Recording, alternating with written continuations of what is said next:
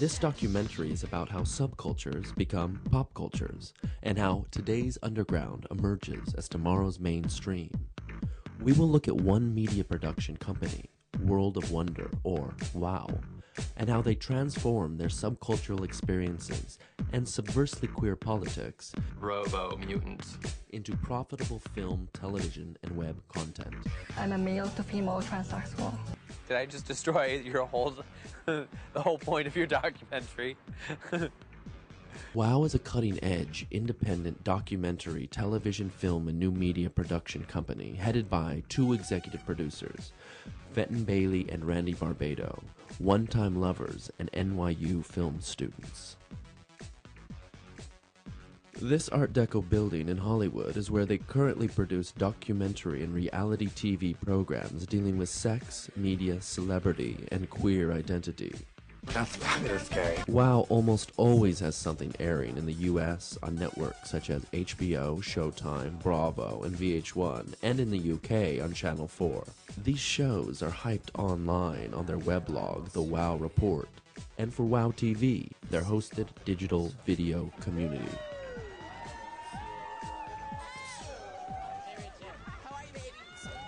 WOW became a profitable documentary production company in the early 1990s, during a period of cable ascendancy, industrial instability, and competitive primetime network rebranding. WOW became and remains the go-to production company for many US and UK communications conglomerates needing to cultivate a sexually curious and subculturally interested micro-audience. I don't want conventional programming on this network. I want counterculture. I want anti-establishment.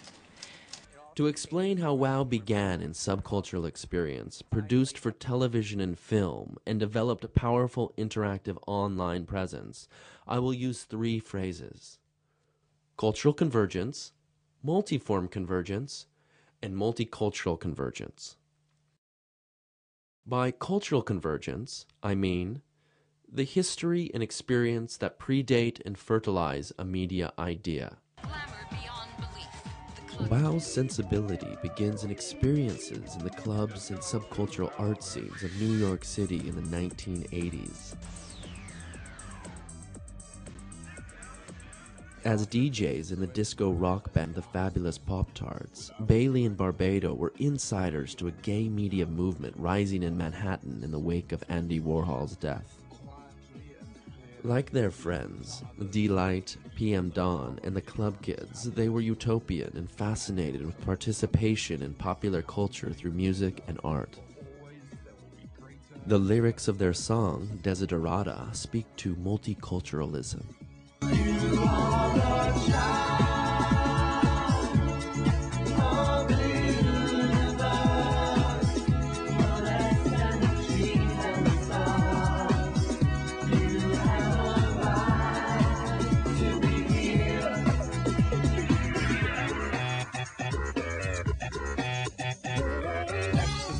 The lyrics to Money, Success, Fame, Glamour critique the materialism that dominated the Reagan and Bush eras. We are living in the age in which the pursuit of all values other than money, success, fame, glamour has either been discredited or destroyed. And yet, WOW produced commercials for their favorite club in New York City. The seeming contradiction between this criticism of materialism and this celebration of capitalism is at the crux of WOW's economic and political potency. Club kids were very current to the 80s of the packaging, press, publicity, corporation, out for yourself, money, you know what I mean? Failing to become pop music stars, Bailey and Barbado turned to managing in the early 1990s. They successfully introduced RuPaul, the first drag queen to hit popular American culture. You look terrific. They tell me you have a new movie coming out. I do. The RuPaul show aired in 1996 and ran for over 100 episodes on VH1. The hottest booty in captivity. Hotter than a crack pipe on payday.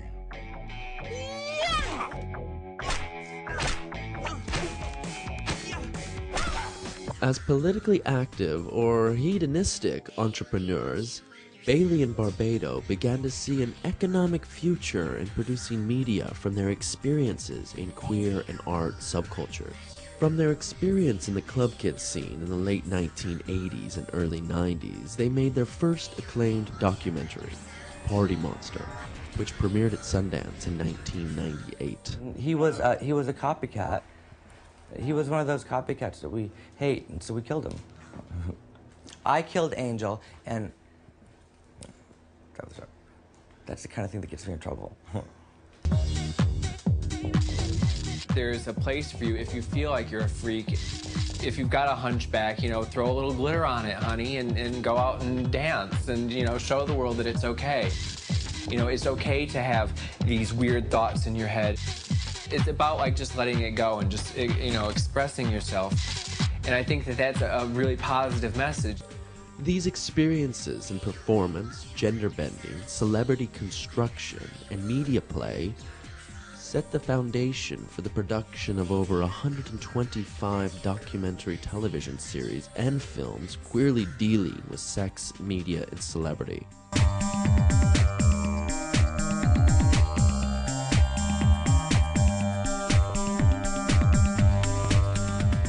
By multicultural convergence, I mean the interactions that develop between users, viewers, and producers in participatory media.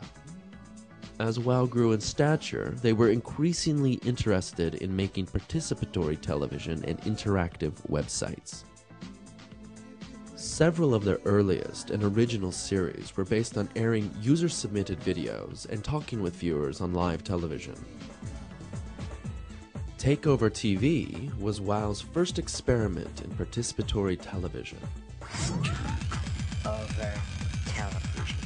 Also in the UK, Takeover TV is a series inviting people to send in their homemade tapes.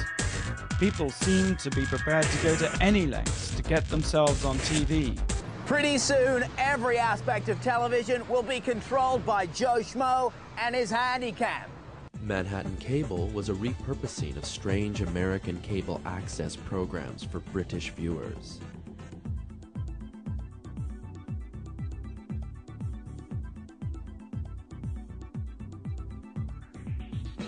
The Adam and Joe Show, a spin-off of WOW's first show, Takeover TV, also features campy boy hosts toying with user-submitted videotapes.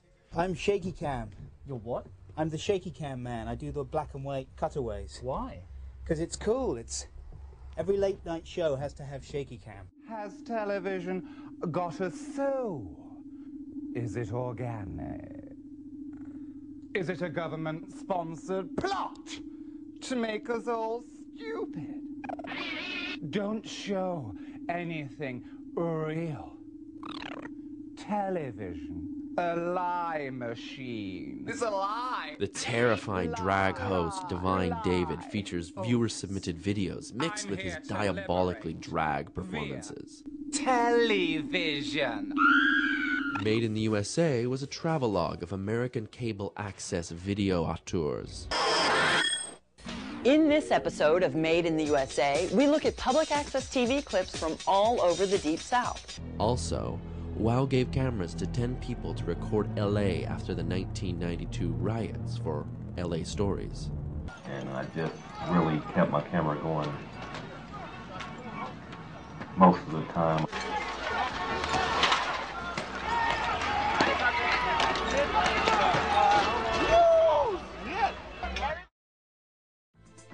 Hello, I'm Laurie Pike. It's time to ring my bell. Ring My Bell is television designed to reach out and touch and be touched by you. The original Ring My Bell was a live viewer call-in television show. Often campy and queerly political, it featured media makers, celebrities, sexual icons, and politicians discussing their work from a live video feed while on the phone with viewer participants. Ring My Bell is a show in which you, the viewer, get to do the talking. It's by you, for you, and we count on you to make those calls. What up? Who's this? The present Web 2.0, Ring My Bell, is a weekly 1-hour morning streaming video call-in show hosted by an alternative celebrity.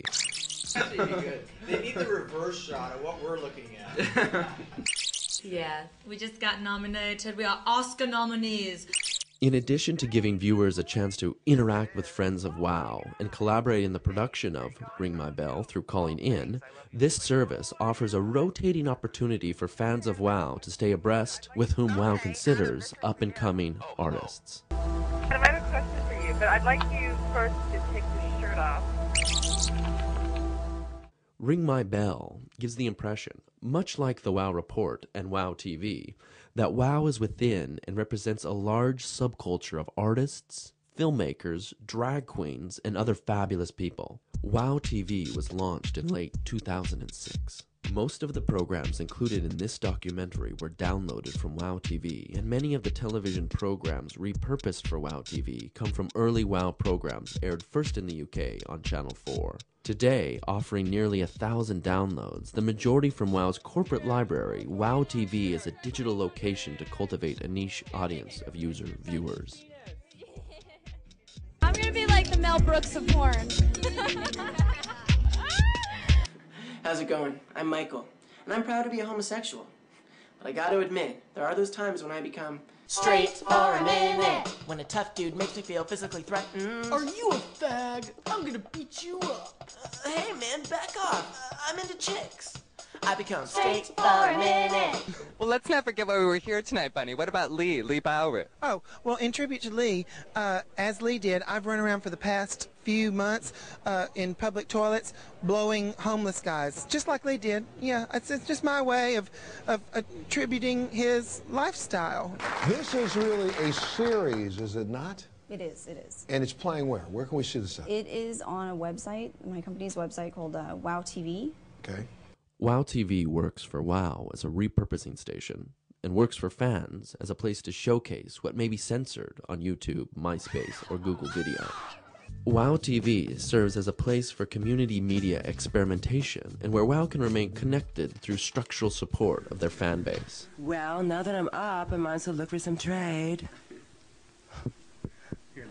It's a camcorder, a video camera and recorder in one. And it's given every living human being the chance to make their own television programs every bit as good as the real ones. WoW popularized participatory television, a collaborative production between broadcasters and the audience, before Web 2.0 facilitated and capitalized on this interactivity. I ain't trying to turn this into a race issue. Yeah. They've been up there by them big, pretty buildings.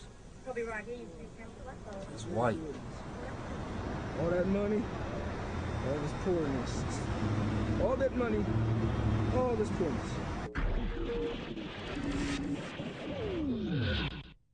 By multiform convergence, I refer to the multiple media platforms, television. Has television got a soul? Film. Fenton Bailey and Randy Barbado invite you to go behind the scenes. The web. Working in synergy for the economic and political gain of the production company. Bailey and Barbado recognized that there was a deficiency of complex queer people on television and sought to change this, while at the same time they saw that queer characters, sensibilities, and aesthetics underline much of modern television. When I was growing up, gay was not a word that we used, and a lot of cinematic images, they weren't necessarily of gay people, but a gay sensibility. Television was filled with gay imagery, from Batman, you know, think of Boy Wonder. I think there's two different kinds of gays. I think there's the kind of the righteous gays who just cross about everything and I'm a victim and all the rest of it. And then there's the gays who just love life and get on with it. Well, I mean, come on, when you were a child, when I was a child, there was oh, not again. no. The only gays we had were Dressed to Kill. Michael Caine was the killer. Right. Was Psycho. Psycho, where he dressed like his mommy. Billy Crystal, who was so self-hating on soap. Bewitched, queer. Brady Bunch, queer. So much of pop culture is gay, and certainly in the 70s, TV was brimming with it. WoW moved away from the hushed queers of the 1970s and away from the idealized sexist queer man common on dramatic television through the late 1990s. Grace, did you know I was gay when you met me? My dog knew. Through producing media of openly queer people that is broadcast into American homes, WoW brings intimate, sexual queers to viewers. My choice is what I choose to do. And if I'm causing no harm, it shouldn't bother you. Your choice is who you choose to be. And if you're causing no harm, then you're alright with me. Transsexual is somebody who's probably on hormones and has breasts, do their implants, silicone, whatever. Transgender is just when you're a boy who lives as a girl. I'm transgender. Basically. When I came to college, the first thing I learned about was transsexuality, and that's when I realized, oh, I am a man. I was just confused for 20 years. I am an escort. Sex sells. $80, $95. $100, $200. $100. It's all about money. You're a hustler. A prostitute. A whore. A rip boy. Half of a sexual appeal for a fursuit isn't for just, someone in a costume. It's for the fursuit. The fact that you're having sex with somebody who is he's all furry. This is a story of getting a very limited view of what it is to be gay in Hollywood. It's easy to go with the flow and fall into the same old, lockstep with the whole gay community, or you can think outside the box and find out what the truth is and become a Republican. With their ethnographic rigor and field methods, a rich diversity of queer cultures and queer people is estimated and represented by WoW on television in ways never before observed. Much of this work is the result of WoW producers Jeremy Simmons and Theron Smothers, two gay men capable of extraordinary empathy with gender subcultures. The winner is Transgeneration, yeah! Wow, this is really exciting. I didn't expect this. When we decided to do Transgeneration, we just wanted to tell the story of 4 college students who happen to be transgender, and it seems like this really simple concept, but you don't see a lot of that on TV. WoW makes visible those neglected by media representation. Amateur producers, drag queens, transgendered students, male whores, and WoW represents and queers those overly visible celebrities, porn stars, media makers. The entertainment industry creates capital from celebrity. Likewise, pornography industries create capital from visual spectacles of sexual activity. Deep Throat succeeded because the government went after it.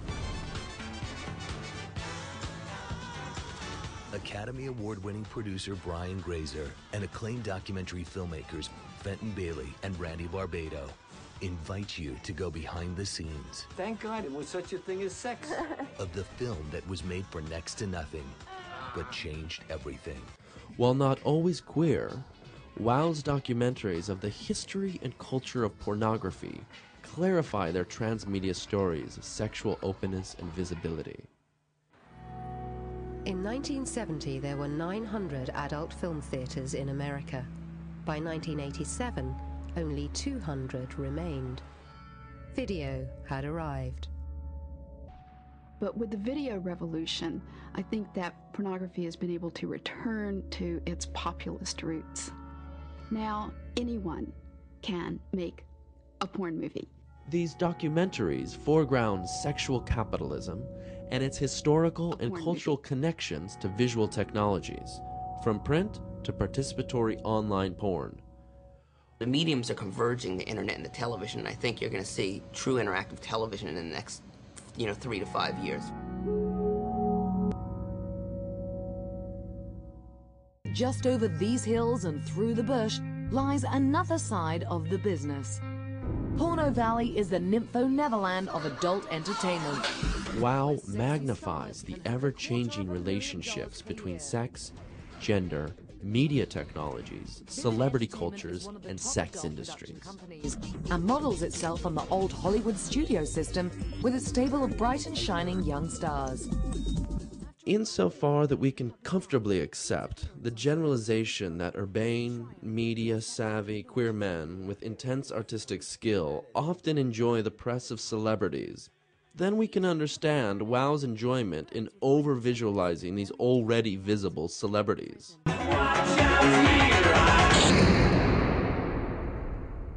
It is fitting that WoW make a documentary about Andy Warhol, who, like WoW, was a proponent of reproducing popular images of celebrities, an early mediator of queer and transgendered identity, and obsessed with popular culture to the point of seeming superficial.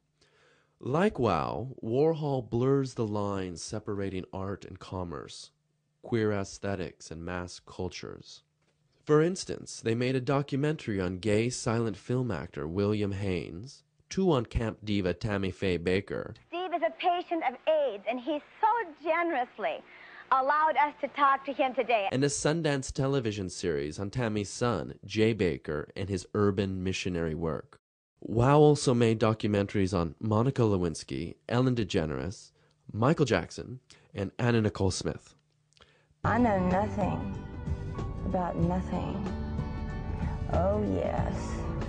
Oh, yes. WoW's obsession with celebrity results from the knowledge that both gender and celebrity are fluid constructions. No one knows this better than queer men in the entertainment industry capitalizing on the comedy of camp and character development.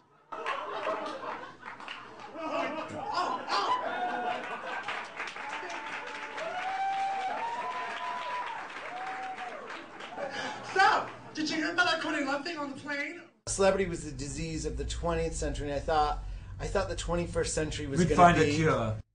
Once a week, Bailey Barbado, WoW TV producer and executive eye candy Stephen Korff, and the author and legendary tastemaker James St. James. I'm James St. Who the hell are you? I'm James St. James. Get together around the executive conference table and discuss all things pop from that week's tabloids, movies, and television. More! Celebrities, they're just like us. Executive podcasts create mystique around the executive producers and their creative process. Do the shows create the people, or the people create the shows? Executive podcasts create an atmosphere that brings the audience the experience of being in the know.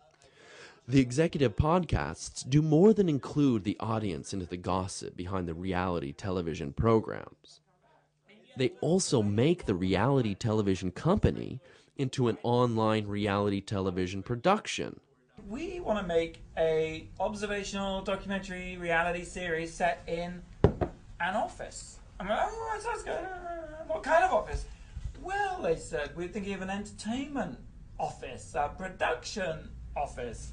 You sure we've got one of those? For WoW, executive podcasts serve as an internal memo, as well as a performance of industrial competence, media savvy, and queer sensibilities. First of all, like, network executives 9 out of 10 times don't know what the fuck is going to happen. They put something on and, you know, it's a hit or it isn't. And anyone who pretends they know is just, other than people who work at World of Wonder, are just lying.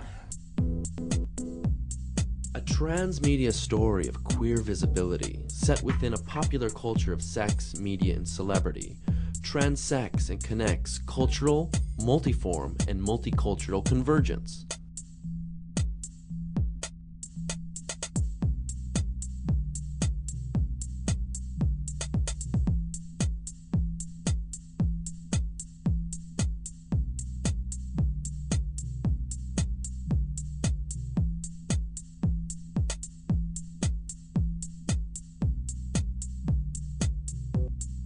In the core of this communication circuit between media makers and media users is convergence, the coming together of people and the development of physical and virtual communities.